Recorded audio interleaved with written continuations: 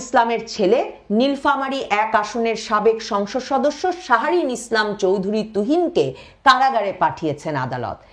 তারেক রহমান দেশে ফিরে আসলে কি ঘটনা ঘটতে পারে, কিংবা মির্জা ফখরুল ইসলাম আলমগীর কিংবা আমির খসরু মাহমুদ চৌধুরী সহ বিএনপির নেতৃবৃন্দ যাদের বিরুদ্ধে শত শত মামলা আছে তাদের কার কি ঘটে যেতে পারে তার একটা উদাহরণ এই তারেক রহমানের খালাতো ভাইকে আজকে জেলে পাঠানোর ঘটনাটি। অন্তর্বর্তীকালীন সরকারের কাছ থেকে নির্বাচনের কোনো সুনির্দিষ্ট রোডম্যাপ না পেয়ে বিএনপির নেতারা এতই ক্ষুব্ধ হতাশ হয়ে পড়েছেন যে এখন আর সংবাদ মাধ্যমের সামনে কিংবা জনসভায় রাগ চেপে রাখতে পারছেন না তারা। ডক্টর মোহাম্মদ ইউনূস কাতার ভিত্তিক সংবাদ মাধ্যম আল জাজিরাকে গিয়ে বলে এসেছেন যে জনগণ এখনো অন্তর্বর্তীকালীন সরকারকেই চাইছে।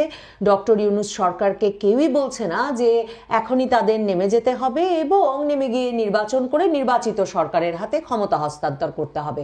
কাজেই জনগণের সমর্থনেই তারা এখনো আছেন এবং কতদিন থাকবেন তারও কোনো সুনির্দিষ্ট উত্তর বরাবরের মতো আল জাজিরার সাক্ষাৎকারেও তিনি দেন নাই। তিনি আবারও বলে এসেছেন ডিসেম্বর অথবা জুনে নির্বাচন। এ কথা শুনে বিএনপির স্থায়ী কমিটির সদস্য আমির খসরু মাহমুদ চৌধুরী খুব রেগে গেছেন।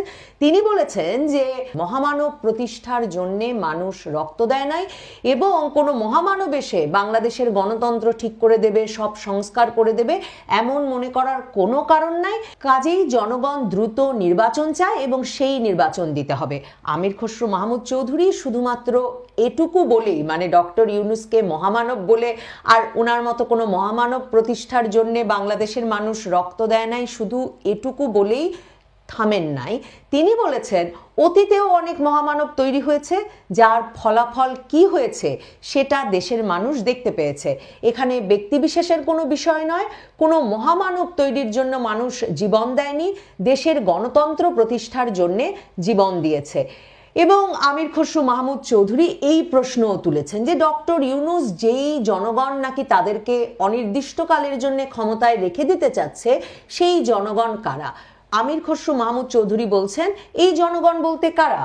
এই জনগণ বলতে যদি কোনো একটা বিশেষ গোষ্ঠী সুবিধাভোগী যারা গণতন্ত্রের বিরুদ্ধে গিয়ে, জনগণের ভোটাধিকারের বিরুদ্ধে গিয়ে গণতন্ত্রকে, নির্বাচনকে সংস্কারের মুখোমুখি করছে, অথবা কোনো দেশি বিশেষ সুবিধাভোগীরা গণতন্ত্রের বিরুদ্ধাচরণ করছে, মুখোমুখি করছে, এটা তো না বোঝার কোনো কারণ নাই।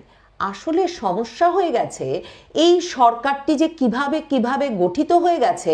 বিএনপির এই 70 নেতারা যারা গত 15 বছর ধরে মামলার শিকার ছিলেন এবং অপেক্ষা করছিলেন যে শেখ হাসিনা সরকার ক্ষমতাচ্যুত হবে এবং তারপর তারা আসলে একটা নির্বাচনের মাধ্যমে তারা ক্ষমতায় যাবেন, সেই 70 নেতারা, বর্ষিয়ান নেতাদের এখন অধৈর্য হয়ে যাওয়ার সময় চলে এসেছে। কারণ কারা যে এই সরকারের সুবিধাভোগী হতে যাচ্ছে বা সরকারের গঠনটা পর্যন্ত কি হতে যাচ্ছে সেটাও আসলে তারা টের পাওয়ার আগেই ঘটে গেছে। 5ই আগস্টে সেনাপ্রধান আরো অনেক দলের সঙ্গে, মামুনুল হক, জামায়াতের আমির জোনায়েদ সাকি, ডক্টর আসিফ নজরুল, জাতীয় পার্টি, এমন আরো অনেক দলের সাথে তাদেরও ডেকেছিল বটে, কিন্তু এরপর 8ই আগস্ট ডক্টর ইউনূস অন্তর্বর্তীকালীন সরকারের প্রধান হচ্ছেন এবং হওয়া মাত্র তারা ভেবেছেন তাদেরই তো লোক, কাজেই কোনো অসুবিধা নেই, সেটা ঠিক আছে। কিন্তু এই সরকারে যে ছাত্র প্রতিনিধিরা ঢুকে যাবেন, সারা বাংলাদেশের সকল মন্ত্রণালয় যে এরপর থেকে ছাত্র প্রতিনিধিরা নেতৃত্ব দেওয়া শুরু করবেন, জামায়াতে ইসলামী সমর্থিত গোষ্ঠীটি যে আসলে সারা বাংলাদেশের পুলিশ এবং প্রশাসনের সকল পদায়নে নেতৃত্বস্থানীয় ভূমিকায় চলে যাবে, এসব কোনো ছকই বেচারা বিএনপি তখন বুঝে উঠতে পারেনি। এখন তাই বিএনপি রাগ করছে বটে, কিন্তু কোনো আলাপ আলোচনা এসব থেকে সরে আসতে পারছে না। কারণ 5ই আগস্ট পরবর্তী সরকার গঠনের মধ্য দিয়ে তারা সবচেয়ে বেশি যেটা বুঝেছে, যে ভয় জেঁকে বসেছে বিএনপির নেতৃবৃন্দের মধ্যে, সেটা হচ্ছে তারা বাদ পড়ে যেতে পারেন। এ কারণে গত 17 বছর ধরে, মানে 2008 সালে আওয়ামী লীগের নির্বাচনের পর থেকে ক্রমাগতভাবে বয়কটের রাজনীতি, আলোচনায় উপস্থিত না হওয়া, সমঝোতার কোনো চেষ্টা না করা, দুই পক্ষের মধ্যে কোনো বৈঠক হতে না দেওয়া, আর নির্বাচনে যোগ না দেওয়া, আর যোগ দিলেও সকাল হতে না হতে সেই নির্বাচন থেকে সরে দাঁড়ানো আপোষহীন বিএনপি এখন মুখে বলছে সংস্কার সংস্কার খেলা চলতে দেওয়া যায় না, আর জনসভায় গিয়ে বলছে যে সংস্কার আমরা মানি না, এসব সংস্কার হলেও আমরা ক্ষমতায় এসে সব পাল্টে দেব বটে, কিন্তু আবার সুরসুর করে খুবই নরমভাবে দিনের পর দিন ঐকমত্য কমিশনের সংস্কার বিষয়ক আলোচনায় উপস্থিত হচ্ছে। সেই সংস্কার বিষয়ক আলোচনায় ঐকমত্য কমিশন 34টি দলের সঙ্গে আলাপ করছে। সেই 34টি দলের একটি মাত্র দল বিএনপি। মির্জা ফখরুল ইসলাম আলমগীর তিনিও খুব অধৈর্য হয়ে উঠেছেন। প্রধান উপদেষ্টার সঙ্গে সর্বশেষ বৈঠকের পর তিনি স্পষ্টতই সংবাদ মাধ্যমকে বলেছেন তারা অসন্তুষ্ট যে কোনো নির্বাচনের রোড ম্যাপ ডক্টর মোহাম্মদ ইউনূসের কাছ থেকে তারা পাননি। গতকাল ঠাকুরগাঁওয়ের জনসভায় গিয়ে তিনি বলেছেন সংস্কার আমি বুঝি না, নির্বাচনের রোড ম্যাপ দিন। ঠাকুরগাঁওয়ের জনসভায় সে কথা বললেও এ কথা অন্তর্বর্তীকালীন সরকারের সঙ্গে সভায় গিয়ে বলবার সম্ভবত সাধ্য হয়নি মির্জা ফখরুল ইসলাম আলমগীরের। সে কারণে সে সভা থেকে তিনি আবার বাংলাদেশ ঐক্যবদ্ধ আছে কি, ইউনাইটেড উই স্ট্যান্ড, এসব আবেগময় স্ট্যাটাস দিয়েছেন। তবে গতকাল ঠাকুরগাঁয়ের জনসভায় তিনি আরো গুরুত্বপূর্ণ যে কথা বলেছেন, সেখানে গিয়ে তিনি ঠাকুরগাঁয়ের দুর্গম অঞ্চলে তিনি সেই সাধারণ জনগণকে নিজেই বলছেন এগুলো আপনাদের জন্য বোঝা মুশকিল, কিন্তু হিউম্যানিটেরিয়ান প্যাসেজ, মানবিক করিডর দিয়ে দিয়েছে সরকার রাখাইন রাজ্যের জন্য জাতিসংঘকে, সেটা আমাদের সঙ্গে রাজনৈতিক দলগুলোর সঙ্গে আলোচনা করা উচিত ছিল।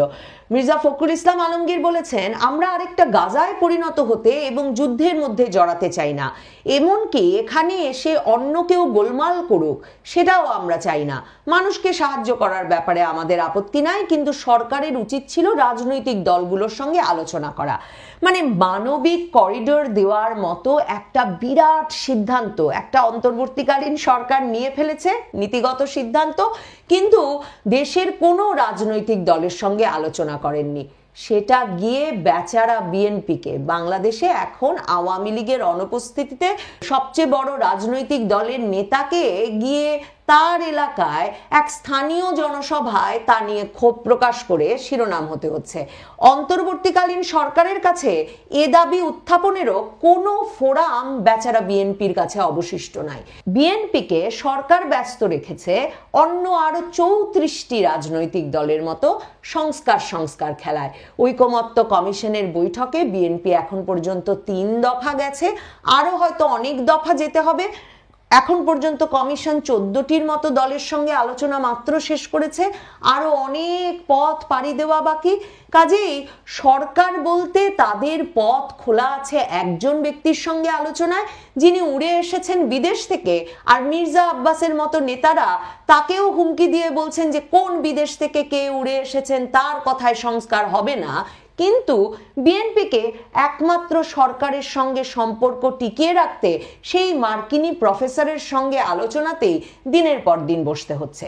অন্যদিকে এই বিএনপির মতো বর্ষিয়ান দলে যে দলে অনেক নেতৃবৃন্দ আছেন যারা আগে দেশ পরিচালনা করেছেন, 2 দফা 3 দফা মন্ত্রিত্ব করেছেন, এমন কোনো নেতার সঙ্গে সরকার মানবিক করিডোর খুলে দেওয়া বা জাতিসংঘকে একটি অঞ্চল দিয়ে দেওয়া, কিংবা আমরা জানি যে বাংলাদেশ সেনাবাহিনী আরাকান আর্মির জন্য রসদ যোগানের চ্যানেলও তৈরি করছে, কোনো বিষয়ে বেচারা বিএনপির সঙ্গে সরকার আলোচনার প্রয়োজন বোধ করেনি।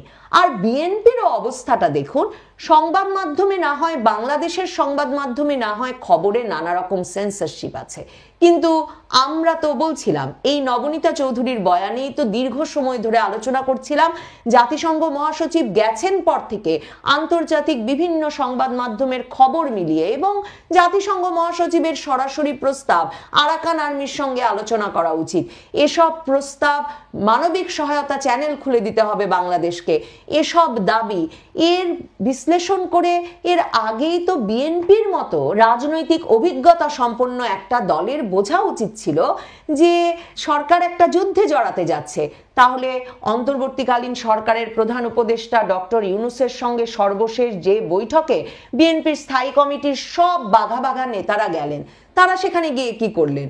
তারা না পারলেন নির্বাচনের একটা রোডম্যাপ আনতে, না পারলেন সরকারকে জিজ্ঞেস করতে যে আমরা যে শুনছি যে আপনারা মানবিক সহায়তা চ্যানেল দিচ্ছেন জাতিসংঘকে, আপনারা মার্কিন যুক্তরাষ্ট্রের চাপে বাংলাদেশ সেনাবাহিনীকে আরাকান আর্মির সঙ্গে যুদ্ধ জড়াচ্ছেন, এই ব্যাপারগুলো কি?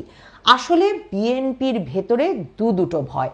একটা ভয়ের কথা এর মধ্যেই বলেছি, বিএনপিকে এই সরকার, যে সরকার গঠনের সাথে বিএনপির ন্যূনতম সম্পর্ক ছিল না, একমাত্র 5ই আগস্ট ওই যে সেনাপ্রধান বিএনপি সহ রাজনৈতিক দলগুলোকে ডেকে এনে একটা নাটক করলেন বটে, তবে কোনোভাবে আর কোনো মতামত পরামর্শের কোনো অংশে বিএনপির কোনো অংশগ্রহণ ছিল না এই অন্তর্বর্তীকালীন সরকার বা ইউনূস সরকার গঠনে। কাজেই বিএনপির ভেতরে তীব্র ভয় ছিটকে পড়ার। বিএনপি টের পেয়ে গেছে যে আওয়ামী লীগ সরকারের মতো বারবার বিএনপির সঙ্গে নানাভাবে আলোচনা করার, তাকে নির্বাচনে টেনে টেনে আনার চেষ্টা করার, কিংবা আলোচনা সমঝোতার নানা রকম ব্যবস্থা করার চেষ্টা করার কোনো দায় ইউনূস সরকারের নেই। কাজেই 34টি দলের ভেতর থেকেও যদি ছিটকে পড়েন, কিংবা ফ্যাসিস্টের দোসর ট্যাগ পেয়ে যান, কিংবা তাদেরও যদি বাড়ি ভাঙা শুরু হয়, তাদেরকেও যদি একঘরে করা শুরু হয়, এ থাকলে বৈঠকে যোগ দেব না, ও থাকলে বৈঠকে যোগ দেব না, এমন একটা পরিস্থিতিতে যদি পড়তে হয়, সে ভয় বিএনপি নেতাদের আছে। আরো বড় ভয় আছে মামলার ভয়। এরই মধ্যে সারা বাংলাদেশে বিএনপি নেতাকর্মীদেরও একটি অংশ কিন্তু গ্রেফতার হওয়া শুরু করেছেন বিভিন্ন জায়গায়। এমনকি যৌথ বাহিনীর হেফাজতে বিএনপি সংশ্লিষ্ট রাজনীতিকের মৃত্যুর ঘটনাও ঘটেছে। তবে আজকে যে ঘটনাটি ঘটেছে আমার মনে হয় সেটা সবচেয়ে তাৎপর্যপূর্ণ। সেটা ব্যাখ্যা করে দেবে কোন ভয়ে বিএনপি নেতারা কোনোভাবেই আসলে নিরাপদ একটা গর্ত ছেড়ে বেরিয়ে আসতে পারছেন না, গলা খুলে দাবি তুলতে পারছেন না। তার কারণ খালেদা জিয়ার ভাগ্নে সেলিমা ইসলামের ছেলে, নীলফামারী 1 আসনের সাবেক সংসদ সদস্য শাহরিন ইসলাম চৌধুরী তুহিনকে কারাগারে পাঠিয়েছেন আদালত। তারেক রহমান দেশে ফিরে আসলে কি ঘটনা ঘটতে পারে, কিংবা মির্জা ফখরুল ইসলাম আলমগীর কিংবা আমির খসরু মাহমুদ চৌধুরী সহ বিএনপির নেতৃবৃন্দ যাদের বিরুদ্ধে শত শত মামলা আছে, তাদের কার কি ঘটে যেতে পারে তার একটা উদাহরণ এই তারেক রহমানের খালাতো ভাইকে আজকে জেলে পাঠানোর ঘটনাটি। তার বিরুদ্ধে দুর্নীতি দমন কমিশন 2টো মামলা করেছিল 2007 সালে 1-11 সরকারের আমলে। 2008 সালে তার বিরুদ্ধে এই মামলাগুলোর রায় হয়। এর মধ্যে একটি মামলায় তার বিরুদ্ধে 8 বছরের সশ্রম কারাদণ্ড, আরেকটি মামলায় তার বিরুদ্ধে 10 বছরের সশ্রম কারাদণ্ড দেওয়া হয়েছিল। 17 বছর ধরে এই শাহরিন ইসলাম চৌধুরী, তারেক রহমানের খালাতো ভাই, তিনি বিদেশ ছিলেন। সম্প্রতি তিনি বিদেশ থেকে দেশে ফিরেছেন। তার ভেতরেও নিশ্চয়ই একটা আশার চাঞ্চল্য দেখা গিয়েছিল যে ইউনূস সরকার তো আমাদের সরকারই বটে। এই আশার চাঞ্চল্য থেকে তিনি দেশে ফিরলেন। দেশে ফিরে তিনি যখন আজকে আদালতে আত্মসমর্পণ করলেন জামিন চেয়ে, তখন আদালত সেই জামিন নামঞ্জুর করে তাকে কারাগারে পাঠিয়েছে। আদালত এর সঙ্গে ডিভিশন, চিকিৎসা, ব্যক্তিগত গাড়িতে যাতায়াত, পরোয়ানা ফেরতের আবেদন এসবও মঞ্জুর করেছেন বটে। তবে এখন আপাতত মনে হচ্ছে খালেদা জিয়ার ভাগ্নেকে একটা দীর্ঘ সময় জেলের ফেরে পড়তে হয়েছে। এই ঘটনাটি সম্ভবত বিএনপি নেতাদের অসন্তোষ, রাগ, ক্ষোভ, হতাশা আরো কমিয়ে আনবেন, তাদের গলার আওয়াজ আরো নামিয়ে আনতে হবে, অথবা তাদের যা রাগ ক্ষোভ আছে তা এখনকার মতোই হয় সংবাদ মাধ্যমের সামনে, না হলে নিজেদের এলাকায় গিয়ে স্থানীয় কোনো জনসভায় বলতে হবে। এই রাগ ক্ষোভকে তারা আসলে কোনো কাজে পরিণত করতে পারবেন খুব শিগগিরই, এবং তা পরিণত করে সত্যি সংস্কার কি বুঝি না, নির্বাচনের তারিখ দেন এমন দাবি করে নির্বাচনের তারিখ নিয়ে আসতে পারবেন, সে আশা দুরাশা।